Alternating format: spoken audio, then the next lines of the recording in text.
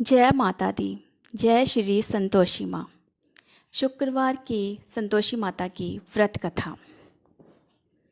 एक बुढ़िया थी और उसके 7 पुत्र थे। 6 कमाने वाले थे, एक निकम्मा था। बुढ़िया माँ 6 पुत्रों की रसोई बनाती, भोजन कराती और पीछे सो जो बचता वो 7वें को दे देती थी। परंतु वह भोला था, मन में कुछ विचार ना करता था। एक दिन अपनी बहू से बोला, देखो मेरी माता का मुझ पर कितना प्यार है। वह बोली, क्यों नहीं, सबका जूठा बचा हुआ तुमको खिलाती है।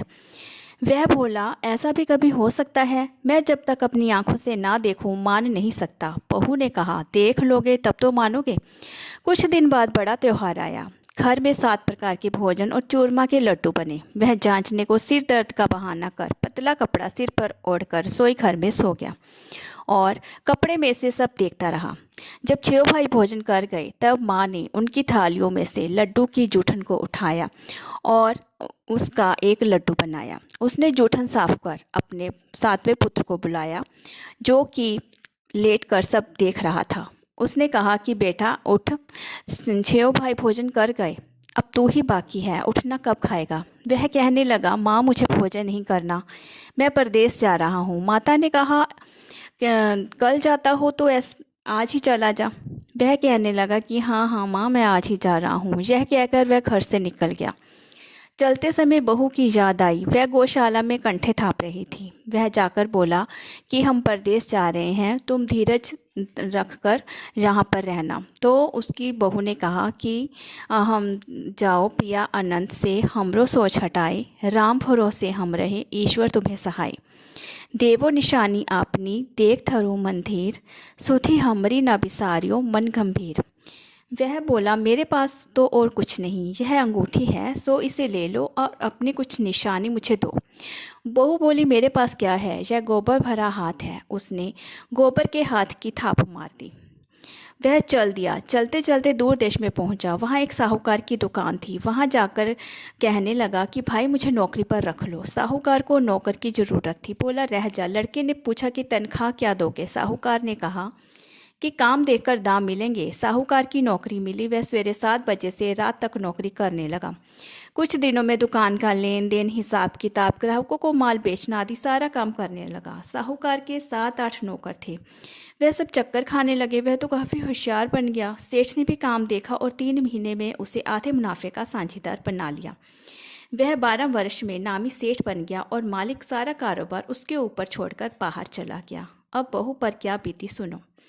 सास ससुर उसे बहुत दुख देने लगे। सारी गृहस्थी का काम करा के उसे लकड़ी लेने जंगल भेजते और घर की रोटियों के आटे से जो फूसी निकलती उसकी रोटी बनाकर रख दी जाती और फूटे नारियल की नरेले में पानी। इस तरह दिन बीतते रहे। एक दिन वह लकड़ी लेने जा रही थी कि रास्ते में बहुत सी स्त्रियां संतोषी माता का व्रत करती दिखाई दी। वह वहाँ खड़ी हो कथा सुनकर बोली, बहनों तुम किस देवता का व्रत करती हो और इसके करने से क्या फल होता है? इस व्रत करने की क्या विधि है? यदि तुम अपने इस व्रत का विधान मुझे समझाकर कहोगी तो मैं तुम्हारा बड़ा एहसान मानूंगी। तब उनमें से एक स्त्री बोली, सुनो, संतोषी माता का व्रत है। इसके करने से निर्धनता दरिद्रता का नाश होता है, लक्ष्मी आती है, मन की चिंताएं दूर होती हैं, घर में सुख होने से मन को प्रसन्नता और शांति मिलती है, निपुत्र को पुत्र मिलता है, प्रीतम बाहर गया हो तो जल्दी आवे, कुंवारी कन्या को मनपसंद वर मिले, राजद्वार में बहुत दिनों से मुकदमा चलता हो तो खत्म हो जावे, सब तरह सुख शांति से घर में धन जमा हो, पैसा जायदाद का लाभ हो, रोग दूर हो जावे तथा मन में जो भी कामना हो सब पूरी हो जावे। इसमें कोई संदेह नहीं है। वह पूछने लगी, यह व्रत किया कैसे जाए, यह भी बताओ तो बड़ी कृपा होगी।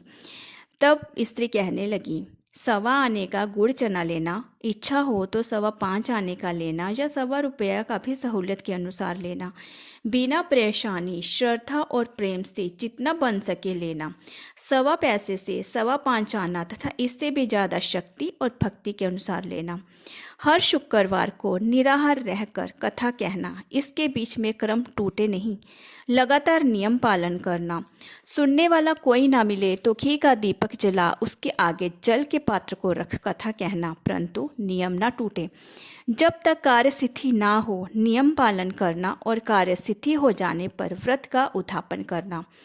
3 मास में माता फल पूरा करती हैं। यदि किसी के ग्रह खोटे हों तो भी माता 3 वर्ष में कार्य को अवश्य सिद्ध करती हैं। कार्य होने पर ही उद्यापन करना चाहिए, बीच में नहीं। उद्यापन में 2.5 सेर आटे का खाजा तथा इसी परिणाम से खीर तथा चने का साग करना। 8 लड़कों को भोजन कराना। जहाँ तक मिले देवर जेठ भाई बंधु के लड़के लेना, ना मिले तो रिश्तेदारों और पड़ोसियों के लड़कों को बुलाना, उन्हें भोजन कराना, यथाशक्ति दक्षिणा दे माता का नियम पूरा करना। उस दिन घर में कोई खटाई न खावे। यह सुनकर बहू चल दी, रास्ते में लकड़ी के बोझ को बेच दिया और उस पैसे से गुड़ चना ले माता के व्रत की तैयारी कर आगे चली और सामने मंदिर देख पूछने लगी, यह मंदिर किसका है? सब बच्चे कहने लगे, यह संतोषी माता का मंदिर है। यह सुन माता के मंदिर में जा माता के चरणों में लौटने लगी। दीन हो विनती करने लगी, माँ मैं निपट मूर्ख हूँ, व्रत के नियम कुछ जानती नहीं, मैं बहुत दुखी हूँ। हे माता जगत जननी मेरा दुख दूर कर, मैं तेरी शरण में हूँ। माता को दया आई। एक शुक्रवार बीता कि दूसरे शुक्रवार को ही उसके पति का पत्र आया और तीसरे को उसका भेजा पैसा भी पहुंचा। यह देख जेठानी मुंह सिकोड़ने लगी, इतने दिनों में इतना पैसा आया, इसमें क्या बड़ाई है? लड़के ताना देने लगे। काकी के पास अब पत्र आने लगे, रुपया आने लगा, अब तो काकी की खातिर बढ़ेगी। तब तो काकी बोलने से भी नहीं बोलेगी। बेचारी सरलता से कहती, भैया पत्र आवे रुपया आवे तो हम सबके लिए अच्छा है। ऐसा कहकर आंखों में आंसू भरकर संतोषी माता के मंदिर में आ माता ऐश्वरी के चरणों में गिरकर रोने लगी। माँ मैंने तुमसे पैसा नहीं मांगा, मुझे पैसे से क्या काम है? मुझे तो अपने सुहाग से काम है, मैं तो अपने स्वामी के दर्शन और सेवा मांगती हूँ। तब माता ने प्रसन्न होकर कहा कि जा बेटी तेरा स्वामी आएगा। यह सुन खुशी से बावली हो घर में जाकर काम करने लगी। अब संतोषी माँ विचार करने लगी, इस भोली पुत्री से मैंने कह तो दिया कि तेरा पति आवेगा, पर आवेगा कहाँ से? वह तो इसे स्वप्न में भी याद नहीं करता। उसे याद दिलाने के लिए मुझे जाना पड़ेगा। इस तरह माता बुढ़िया के बेटे के पास जा स्वप्न में प्रकट हो कहने लगी, साहूकार के बेटे सोता है या जागता है? वह बोला, माता सोता भी नहीं हूँ जागता भी नहीं हूँ, बीच में ही हूँ, कहो क्या आज्ञा है? माँ कहने लगी, तेरा घर बार कुछ है या नहीं? वह बोला, मेरा सब कुछ है माँ, माँ बाप हैं, भाई बहन है, बहू है, क्या कमी है? माँ बोली, भोले पुत्र तेरी स्त्री घोर कष्ट उठा रही है, तेरे माँ बाप उसे बहुत दुख दे रहे हैं, वह तेरे लिए तरस रही है, तो उसकी सुधि ले। वह बोला, माता यह तो मुझे मालूम है, परंतु जाऊं कैसे? परदेश की बात है, लेन देन का कोई हिसाब नहीं, जाने का कोई रास्ता नजर नहीं आता, कैसे चला जाऊं? माँ कहने लगी, मेरी बात मान, सवेरे नहा धोकर माता का नाम ले, घी का दीपक जला, दंडवत कर दुकान पर जा बैठना, तब देखते देखते तेरा लेन देन सब चुक जाएगा, माल बिक जाएगा और सांझ होते होते धन का ढेर लग जाएगा। तब सवेरे बहुत जल्दी उठ लोगों से अपने सपने की बात कही तो वे सब उसकी खिल्ली उड़ाने लगे और उसकी बात को अनसुनी करने लगे और कहने लगे कि कहीं सपने भी सच होते हैं। एक बूढ़ा बोला, देख भाई मेरी बात मान, इस तरह सच झूठ कहने के बदले देवता ने जैसा कहा है वैसा ही करना, तेरा इसमें क्या जाता है? अब वह बूढ़े की बात मान, नहा धोकर संतोषी माँ को दंडवत कर घी का दीपक जला दुकान पर जा बैठा। थोड़ी देर में क्या देखता है कि देने वाले रुपया लाने लगे, लेने वाले हिसाब लेने लगे, कोठे में भरे सामानों के खरीदार नकद खरीदने लगे और वहाँ नकद दाम में सौदा करने लगे। शाम तक धन का ढेर लग गया। माता का नाम ले घर जाने के वास्ते गहना कपड़ा खरीदने लगा और वहाँ के काम से निपट तुरंत घर को रवाना हुआ। वहाँ बहू बेचारी जंगल में लकड़ी लेने जाती है, लौटते वक्त माता जी के मंदिर में विश्राम करती है। वह तो उसका रोज रुकने का स्थान जो ठहरा। दूर से धूल उड़ती देख वह माता से पूछती है कि हे माता यह धूल कैसे उड़ रही है? माँ कहती है कि हे पुत्री तेरा पति आ रहा है, अब तू ऐसा कर लकड़ियों के 3 बोझ बना ला, एक नदी के किनारे रख, दूसरा मेरे मंदिर पर रख और तीसरा अपने सिर पर रख। तेरे पति को लकड़ी का गट्ठा देखकर मोह पैदा होगा, वह वहाँ रुकेगा, नाश्ता पानी बना खा पीकर माँ से मिलने आएगा। तब तू लकड़ी के बोझ उठाकर जाना और बीच चौक में गट्ठा डालकर 3 आवाज़ें जोर से लगाना। लो सासू जी, लकड़ियों का गट्ठा लो, फूसी की रोटी दो और नारियल के खोपड़े में पानी दो, आज मेहमान कौन आया है। माँ की बात सुन, बहुत अच्छा माता कहकर प्रसन्न हो लकड़ियों के 3 गट्ठे ले आई। एक नदी के तट पर रखा, एक माता जी के मंदिर पर रखा और एक वहाँ रख नदी के तट पर रख दिया।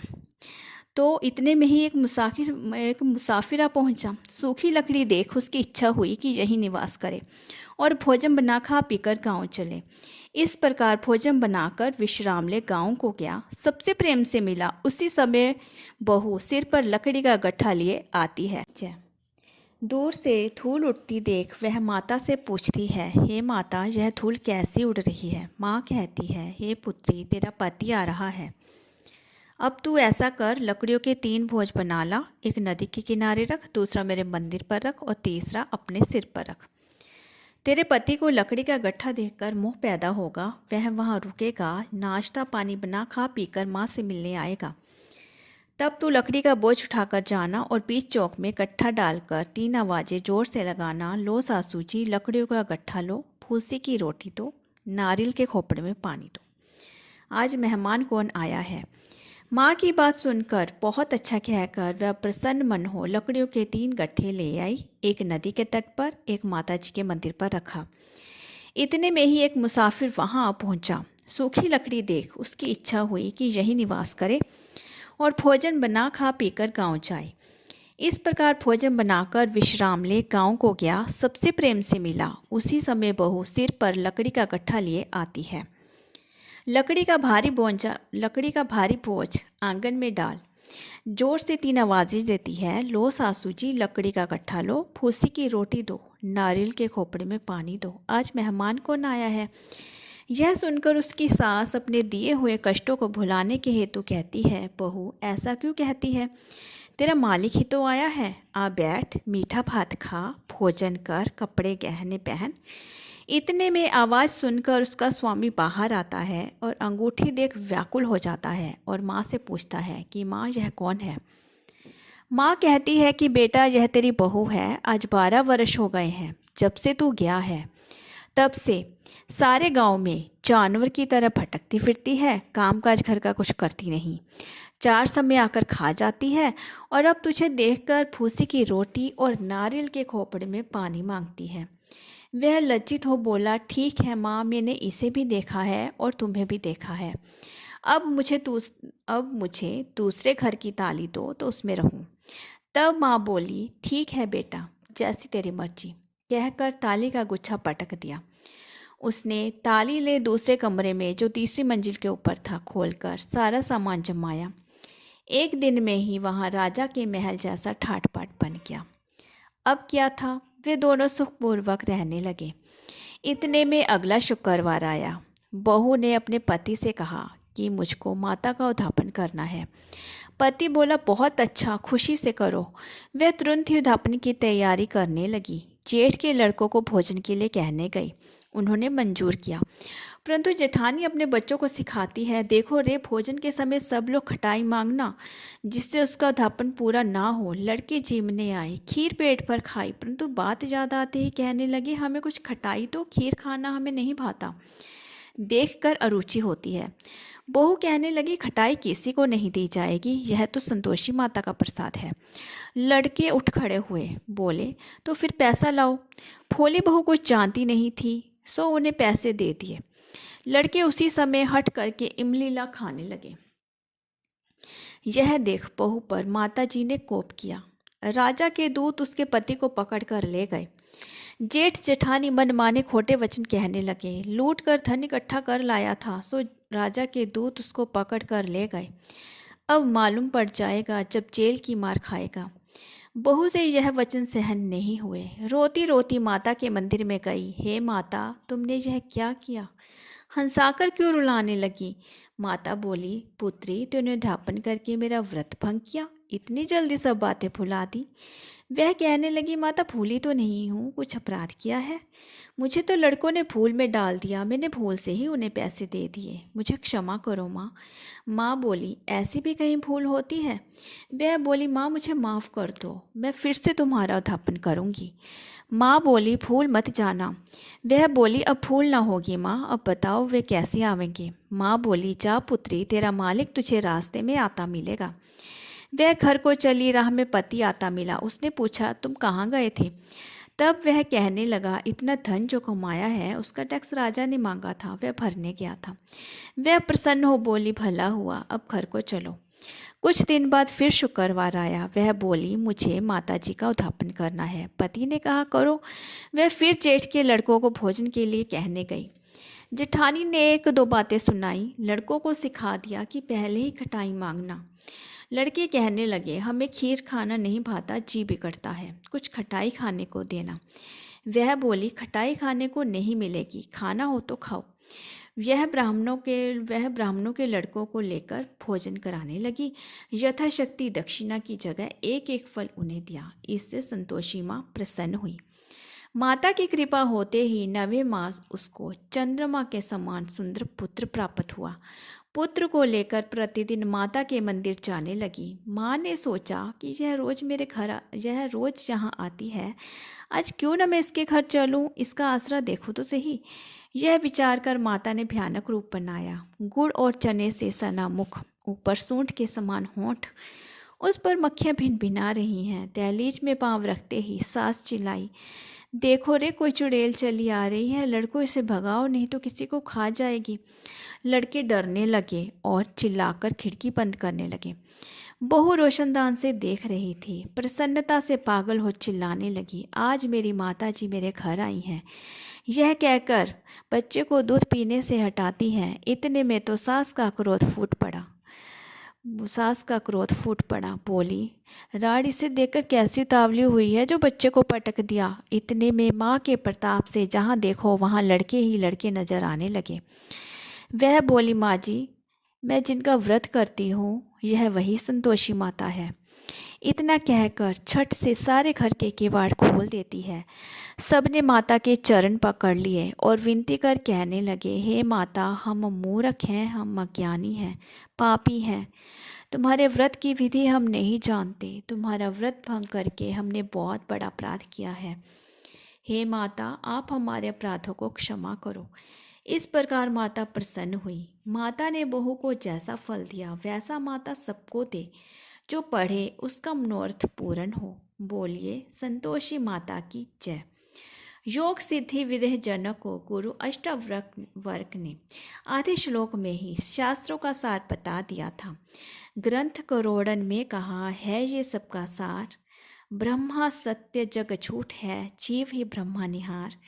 जीव से ही जीवित जगत, माता खेलत खेल, ब्रह्मा रूप पहचान लो, कटे जगत की झेल।